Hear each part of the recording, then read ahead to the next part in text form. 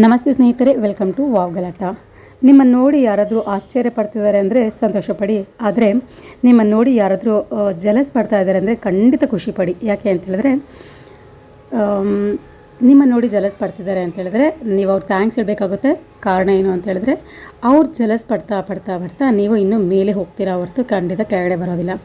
So ಯಾವುದಕ್ಕೂ ಅಂಜಬೇಡಿ ಅಥವಾ ಯಾವುದಕ್ಕೂ ಕಷ್ಟಪಟ್ಕೊಬೇಡಿ. ಮನಸ್ಸನ್ನು ಗಟ್ಟಿಯಾಗಿ ದೃಢವಾಗಿ ಇಟ್ಕೊಳ್ಳಿ. ನೀವೇನು ಅಂದ್ಕೊಂಡಿದ್ದೀರಾ ಅದನ್ನು ಸಾಧನೆ ಮಾಡಬೇಕು ಅಂತ ಪಣ ತೊಟ್ಟು ಅದು ಮುಂದೆ ಬನ್ನಿ. ಅವ್ರು ಏನಾದರೂ ಅಂದ್ಕೊಳ್ತಾರೆ, ಇವ್ರು ಅಂದ್ಕೊಳ್ತಾರೆ, ಅವ್ರು ಮಾತಾಡಿಸ್ತಿಲ್ಲ, ಇವ್ರು ಮಾತಾಡಿಸ್ತಿಲ್ಲ ಅಂತ ನೀವು ನಿಮ್ಮ ಮನಸ್ಸನ್ನು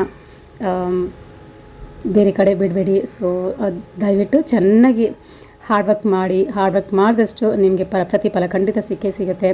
ಸೊ ಯಾವುದಕ್ಕೂ ಅಂಜೋದು ಬೇಡ, ಜೊತೆಗೆ ಯಾವುದಕ್ಕೂ ತಲೆ ಕೆಡಿಸ್ಕೊಬೇಡಿ ಅಷ್ಟೇ. ಓಕೆ, ಮತ್ತೊಮ್ಮೆ ಸಿಗೋಣ. ಮತ್ತು ತಪ್ಪದೇ ಲೈಕ್ ಮಾಡಿ, ಶೇರ್ ಮಾಡಿ, ಕಮೆಂಟ್ ಮಾಡಿ, ಸಬ್ಸ್ಕ್ರೈಬ್ ಮಾಡಿ. ನಿಮ್ಮ ರಾಜೇಶ್ವರಿ.